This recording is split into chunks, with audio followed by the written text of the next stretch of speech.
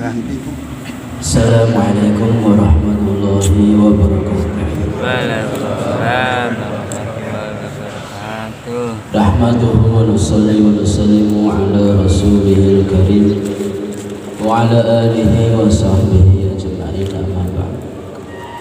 Alhamdulillah, hadirin jamaah salat asar yang dimuliakan Allah Subhanahu wa taala. Lagi dan lagi kita bersyukur kepada Allah Subhanahu wa taala yang mana Allah Subhanahu wa taala telah berikan nikmat yang besar dalam kehidupan kita berupa iman, Islam, hidayah, kesehatan, kelonggaran waktu, begitu juga dengan kehidupan.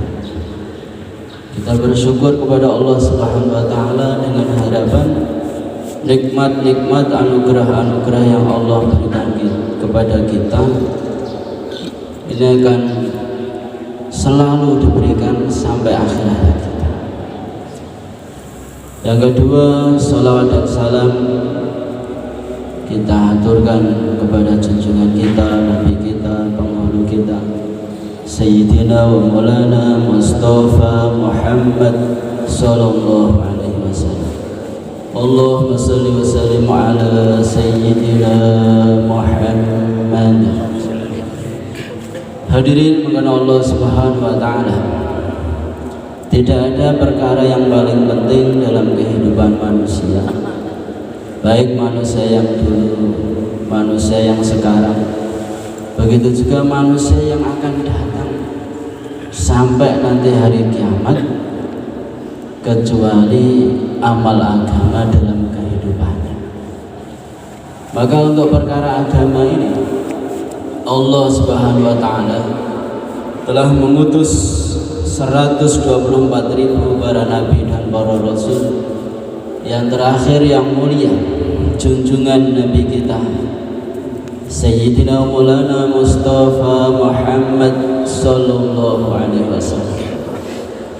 Seluruh nabi dan rasul Allah utus ke muka bumi ini untuk menuntun umat manusia, membimbing umat manusia ke dalam jalan yang diridhai oleh Allah Subhanahu wa taala, yaitu mengamalkan agama yang telah dibawa oleh para nabi dan para rasul, wabil khusus nabi kita Sayyidina Maulana Muhammad sallallahu alaihi wasallam. Setiap nabi dan rasul semua buat usaha di dalam kaumnya, di dalam keluarganya, usaha atas agama dan amal agama. Begitu juga dengan Rasulullah sallallahu alaihi wasallam, membuat usaha atas agama semenjak beliau diangkat oleh Allah Subhanahu wa taala menjadi nabi sebagai khatamun nabi, sayyidul anbiya wal mursalin. Maka beliau buat usaha agama, yaitu di Mekah Mukarramah kurang lebih 13 tahun, penuh dengan rintangan, penuh dengan halangan, bahkan ancaman. Hadirin, sering kita dengar kisahnya Rasulullah sallallahu alaihi wasallam dalam mengajak umat manusia ini taat kepada Allah Subhanahu wa taala, mengesahkan Allah Subhanahu wa taala, mengamalkan agamanya Allah Subhanahu wa taala di Mekah Mukarramah 13 tahun. Berapa hadirin? 13 tahun. Bagi kita di makamnya sudah berapa tahun buat usaha? Berapa tahun? 5 tahun. Masih kurang banyak berarti ya. 13 kurang 5 berapa itu? 7 tahun. 8 tahun. Rasulullah sallallahu alaihi wasallam dari individu per individu, jamaah per jamaah didatangi, disampaikan kalimatut thayyibah, kalimatut tauhid, disampaikan keesahnya Allah Subhanahu wa taala. Ini namanya makomi. Makomi di wilayahnya masing-masing. Rasulullah sallallahu alaihi wasallam dalam usaha-usaha makomi menghasilkan orang-orang yang dipilih oleh Allah Subhanahu wa taala. Di antaranya Khulafaur Rasyidin. Sayyidina Abu Bakar As-Siddiq. Ini termasuk hasil makomi dari Rasulullah Shallallahu Alaihi Wasallam buat usaha di Mekah Mukarramah. Walaupun di situ juga banyak tantangan, banyak ancaman. Allah berikan Sayyidina Abu Bakar As-Siddiq diajak oleh Rasulullah Shallallahu Alaihi Wasallam untuk beriman kepada Allah Subhanahu Wa Taala, langsung percaya 100%, tidak tolak-toleh lagi. Asyhadu an la ilaha illallah wa asyhadu annaka abduhu wa rasuluh wa asyhadu anna Muhammadan abduhu wa rasuluh. Ini Sayyidina Abu Bakar As-Siddiq radhiyallahu anhu termasuk hasil makominya Rasulullah Shallallahu Alaihi Wasallam di Mekah Mukarramah. Hadirin Allah Subhanahu Wa Taala, maka begitu juga kita dalam usaha agama ini ada dua medan. Yang pertama medan di makomi kita. Kalau kita buat usaha agama, maka kejadian-kejadian yang dulu dialami oleh Rasulullah Shallallahu Alaihi Wasallam sedikit banyak kita akan mengalaminya juga. Kita buat usaha 5 amal makomi di rumah kita dengan harapan dalam hati ini meneruskan kerjanya Rasulullah Shallallahu Alaihi Wasallam yang diarahkan oleh para masyayikh kita, para guru kita. Dimulai dari musyawarah harian masjid. Dalam masjid kita hidupkan musyawarah hadir. Kita lihat waktunya, mana-mana waktu yang jamaahnya banyak untuk bisa sama-sama duduk dalam musyawarah. Dalam musyawarah kita pikirkan jamaah-jamaah ahli kampung kita yang belum datang di masjid bisa untuk sama-sama sholat di masjid. Yang belum sholat bisa sholat, yang sudah sholat bisa didudukkan dalam musyawarah. Atau kita pikirkan sama-sama dalam musyawarah tersebut. Termasuk agendanya memikirkan sekitar masjid 4 penjuru, laki-laki baliknya bisa berjamaah di masjidnya, wanita-wanitanya bisa tutup aurat dengan sempurna, anak-anaknya belajar agama. Bagaimana adik? Fikirnya mudah apa susah? Fikirnya itu mudah apa susah? Mudah. Gampang. Fikir agama itu mudah. Lebih mudah lagi kalau dikerjakan. Loh, kok mudah Pak? Kita datang pada satu rumah, assalamualaikum, disampaikan kabar gembira. Pentingnya agama, pentingnya usaha agama. Akhirnya kita juga dapat perkara yang menggembirakan. Kalau orang Jawa katakan akan dikasih ginastel. Apa ginastel? Legi, panas, dan kental. Ini katanya Pak Pak Zakir. Itu kalau kita buat usaha, memikirkan saudara-saudara kita, ahli kampung kita, untuk sama-sama menjadi ahli masjid, ahli jamaah masjid. Kita pikirkan dan kita buat gerak, yaitu dengan 2,5 jam. 2,5 jam tidak lama, ambil waktu dari asar sampai isya, subuh sampai isra. Kalau mampunya baru 2,5 jam, ya 2,5 jam. Kalau sudah mampu 8 jam, ya lebih bagus lagi. Bisa meluangkan waktu untuk tempat ibadahnya, untuk usaha atas agama 8 jam. Musyawarah harian, terus 2,5 jam. Begitu juga taklim. Taklim kita buat, baik yang fadhail ataupun masail. Dua-duanya sama-sama penting. Lah arahannya 5 waktu ada taklimnya. 5 waktu ada taklimnya itu lama apa sebentar ada? 5 waktu ada taklimnya itu lama apa sebentar? Loh, Bentar. 5 waktu lama apa sebentar? Iya. Harusnya sebentar ya. Jam itu ada 24 jam. Kalau diambil 5 waktu masih berapa itu? 19 jam. Padahal taklimnya nggak ada 1 jam. Jadi kita usahakan di masjid kita ada taklim, baik fadhail ataupun masail. Dalam fadhail orang itu akan terdorong dalam mengamalkan agama, mengamalkan perintah-perintah Allah, mengamalkan sunnah-sunnah Rasulullah Sallallahu Alaihi Wasallam, dan akan dengan semangat menyongsong kehidupan setelah kehidupan dunia. Di mana itu? Menyongsong kehidupan setelah kehidupan dunia. Di mana itu? Dijawab toh. Biar yakin kita setelah kehidupan dunia itu kehidupan di semangat gitu. Di mana? Di akhirat. Salah hadirin. Dengan kita mendengarkan taklim fadhil, ada kesemangatan dalam beramal, kesemangatan dalam mengikuti Rasulullah SAW, menghidupkan sunnah-sunnah Nabi. Begitu juga ada kesemangatan untuk menyongsong kehidupan setelah kehidupan dunia, yaitu kehidupan akhirat. Apa bang? Kehidupan akhiratnya Allah Subhanahu wa Ta'ala. Lah ibarat roda, taklim fadhil itu seperti roda belakang. Kalau roda belakang itu normal, maka jalannya sepeda atau sepeda motor atau pit motor itu akan normal. Nah, taklim masail sebagaimana roda depan. Masail juga kita buat, diarahkan orang tua kita, almarhum Ibu Syaron Daifur Abdillah, belum mengarahkan bagaimana di masjid-masjid kita itu juga dihidupkan masail. Yang belum ada, usaha biar ada, untuk menuntun amal-amal kita itu bisa benar sesuai dengan yang dituntunkan oleh syariat. Insyaallah diniatkan. Fadhil kita buat hari-hari, masail dimusyawarahkan, ada di dalam mahalah-mahalah kita. Kalau masail dan fadhil itu berjalan dengan baik, maka orang naik sepeda itu ibarat roda itu rodanya normal.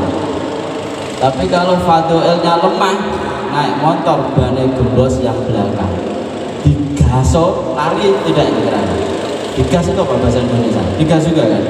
Digas masuk 4, lari nggak kira-kira? Motornya itu lari nggak?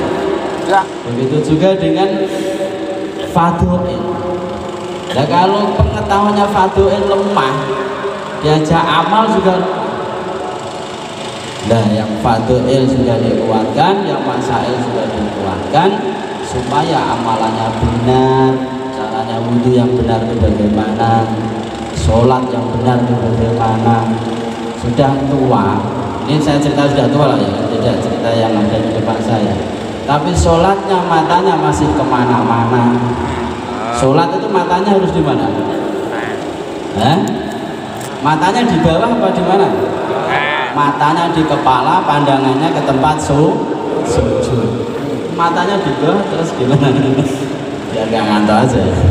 Matanya tetap di tempatnya, pandangannya diusahakan di tempat sujud. Nah, itu dilatih. Latihannya dengan kita keluar 3 hari, 2 hari, 4 bulan. Dengan sholat-sholat yang telah kita lakukan, dilatih dengan khusyuk wal khudu'. Nah, itu dibahas dalam masail ini. Kalau berdiri itu di tempat sujud, nah kalau duduk di mana pandangannya? Di jari tangan. Kalau rukuk di kedua jempol kaki. Nah, itu dilatih. Jangan dibiasakan sholat pandangannya masih kemana-mana. Allahu Akbar. Nah, lewat itu loh. Ada seperti itu? Nggak ada. Di sini nggak ada yang sholat. Salah ya? Itu perlu dilatih. Sehingga sholat kita itu akan dicontoh anak-anak kita. Amalan-amalan orang tua itu akan dicontoh anak-anak kita. Baik dalam menghidupkan makomi, dalam semua ibadah itu akan menjadi suri toladan anak-anak kita dan akan jadi cerita. Dulu saya itu punya kakek, kata anaknya, kakak cucunya. Itu setiap asar itu tidak pulang sampai isya. Karena orang kakeknya itu ahli masjid. Dan satunya cerita. Kalau kakek saya itu setiap habis sholat kok pulang ya katanya. Nah, kira-kira bapak-bapak ini yang mau diceritakan cucunya yang seperti apa kira-kira? Diceritakan cucunya dari asar sampai isya nggak pulang apa setiap habis sholat belum wiritan sudah pulang. Asar isya subuh isra. Fadhoil dan masail kita pentingkan, seluruh amal agama kita pentingkan, semua yang ada hubungannya dengan agama kita pentingkan, jangan dipilah-pilih. Karena semua baik dipilah-pilih, harus dipilih semua. Kalau dipilah-pilih kurang pas, harus dipilih semua. Insyaallah. Ada orang tanya, Pak, mata kak sampean itu yang kanan apa yang kiri yang sampean sukai? Kira-kira kita jawabnya apa? Loh, kanan ya penting, kiri ya penting, fadilah ya penting, masail juga penting. Insyaallah hadirin. Termasuknya kita buat usaha dalam makom kita, ya taklimnya ya 2,5 jamnya ya jaulah 1. Jadi jaulah 1 dibuat jaulah yang menyenangkan. Orang-orang yang duduk ya senang, orang yang didatangi senang, yang diundang ke masjid senang, yang buat jaulah ya senang, yang diajak jaulah ya senang. Dengan apa kira-kira? Hah? Buah. Makanan. Mestinya dengan jurus-jurus yang terakhir. Kan banyak jurus. Jurusnya kan ada 4. Dakwah ilallah, ta'lim wa ta'alum, dzikir ibadah, terus jurusnya khidmat. Nah, kalau di masjid itu ada kopi hangatnya, tempe hangatnya, susu dinginnya, teh panasnya, insya Allah orang di masjid itu kerasa. Jadi di masjid-masjid kita disiapkan pendapuran. Siapkan apa Pak? Pendapuran. Kalau ada kemampuan disiapkan pendapuran. Ketika ada acara-acara atau momen-momen dalam usaha seperti jalan 1, disiapkan keperluan-keperluannya sehingga orang duduk di masjid itu betah. Betah itu bahasa Indonesianya apa? Nyaman. Nyaman kalau orang Jawa nama orang maksudnya. Di masjid itu betah, kerasan, nyaman, enggak pikirannya kemana-mana, nggak apa-apa ada di situ. Jaulah 1 ditargetkan, semua bisa didatangi dengan dipeta-peta bagaimana caranya yang mudah. Semua rumah-rumah didatangi, disampaikan pentingnya iman, pentingnya amal, pentingnya agama, pentingnya usaha atas agama, dan pentingnya mempersiapkan kehidupan untuk akhirat. Insyaallah hadirin. Begitu juga penting kita hidupkan jaulah 2 di sebelah kampung kita atau kampung sebelah kita, mahalah sebelah kita, kita hidupkan jaulah 1 ini di dalam mahalah tetangga kampung kita, supaya kebaikan-kebaikan dalam kampung kita wujud dalam kampung-kampung di sebelah kampung kita atau mahalah-mahalah di sebelah mahalah kita. Ini namanya makom. 5 amal makom yang sudah ada, yang sudah jalan yang kita kuatkan, yang belum sempurna kita niat untuk disempurnakan. Begitu juga di rumahnya ada 5 poin, 4 poin dikuatkan juga. Di rumahnya dihidupkan musyawarah, taklim, tadabur sifat, termasuk dianjurkan untuk mudzakarah Qur'ani. Kenapa seperti itu? Karena kadang-kadang orang tua itu tidak perhatian kepada putra-putrinya. Anaknya sudah sampai Al-Quran juz berapa, Iqra juz berapa, sudah nggak kebagian waktu. Waktunya sudah terbagi-bagi selain anaknya. Betul apa betul? Yaitu kita harus meluangkan waktu 24 jam untuk duduk dengan keluarga kita. Kalau untuk teman kita waktu ada, untuk pekerjaan waktu ada, dan untuk anak istri kita masa adanya kalau tidur aja. La ilaha illallah. Harus ada waktu ditentukan pagi apa malam apa siang. Insyaallah ya. Nah, di situ sama-sama putra putrinya diajak belajar Al-Quran, Barang siapa yang mengajarkan anaknya atau putranya atau putrinya Bismillahirrahmanirrahim, itu kalau diterima oleh Allah Subhanahu wa taala bisa menghentikan siksa orang tua yang ada di alam barzakh. Baru bismillah, belum yang lain-lainnya. Betapa besar nilai yang Allah berikan kalau orang itu mau belajar agama. Kalau kita salat malam ya ditanya anak-anak saudara kita, tetangga kita, keluarga kita ngajinya di mana, gurunya siapa, sudah sampai ngaji apa. Nah, kalau tidak ada perhatian dengan generasi anak-anak, maka 20 tahun, 30 tahun yang akan datang, anak-anak kita buta Al-Quran, buta agama, buta amal agama. Na'udzubillah min. Maka dari sekarang kita mulai dari diri kita, keluarga kita, mahalah kita, kampung kita, memikirkan agama dan memikirkan amal agama wujud dalam kehidupan keluarga kita dan kampung kita. Insyaallah hadirin dan umat seluruh alam. Hadirin karena Allah Subhanahu wa taala, begitu juga penting di rumah kita ada taskil, saling mentaskil istrinya, diri kita. Kalau kita mau keluar supaya ada kesiapan iman dan mentalnya. Anak-anaknya disampaikan kalau ayahnya mau keluar. Nah, kalau malam jauh satu, orang tua, orang rumahnya disuruh persiapan. Apa yang ada di rumah itu dibawa ke masjid. Mudahnya begitu. Yang ada di rumah apa? Yang ada di rumah apa? Itu dibawa ke masjid untuk ikram saudara-saudara kita. Dulu di Amerika itu diceritakan ada jamaah India datang ke Amerika. Suatu hari itu bertamu di tempatnya orang Muslim, tapi istrinya diajak berulang kali didatangkan ustadz untuk mentaskil masuk Islam, istrinya tidak mau.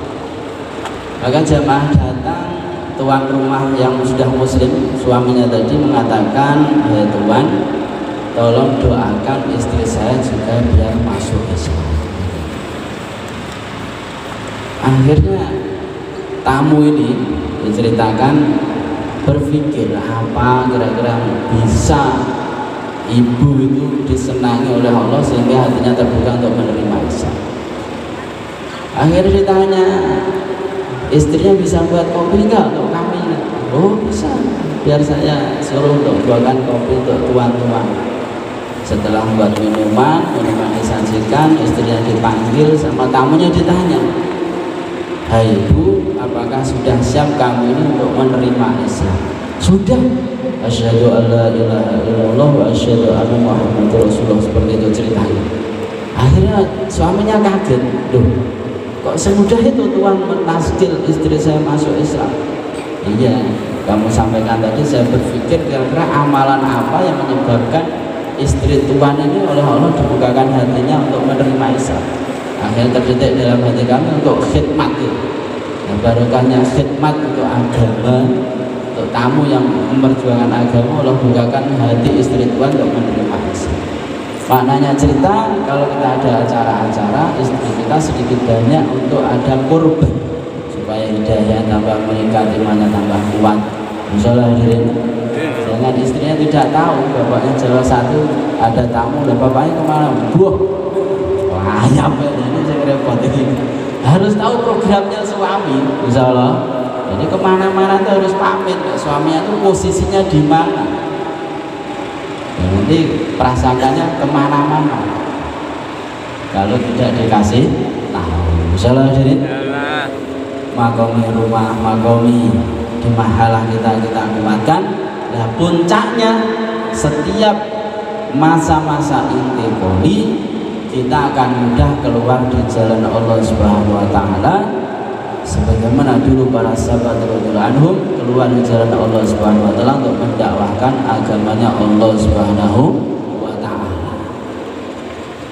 Sayyidina Ammar bin Jamuh radhiyallahu anhu, beliau wafat di perang Uhud. Sudah dengar ceritanya?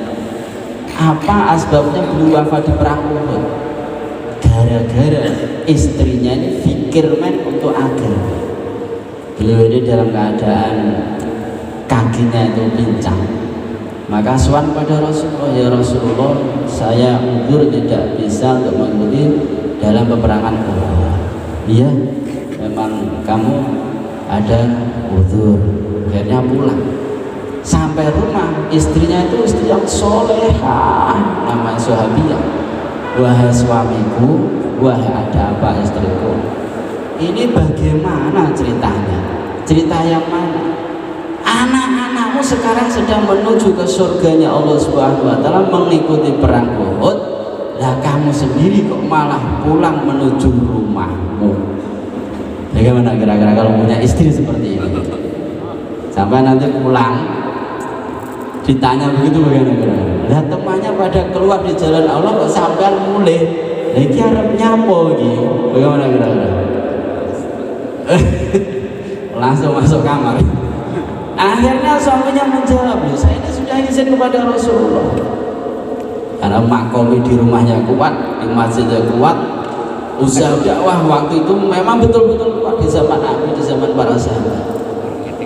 Iya, memang sudah diizinkan oleh Rasulullah. Kamu apa nggak malu dengan anak-anakmu nanti?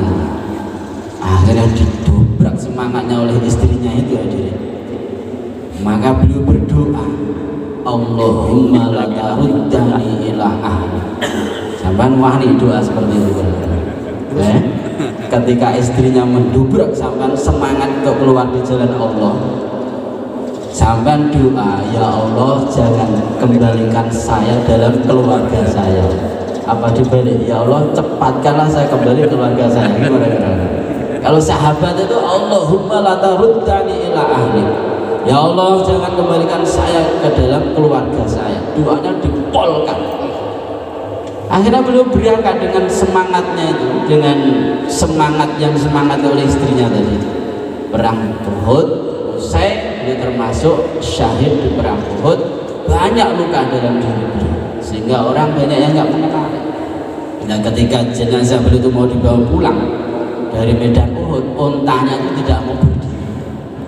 Akhirnya Rasulullah disuani oleh sebagian sahabat, ini ada unta nggak mau berdiri untuk membawa jenazah si fulan.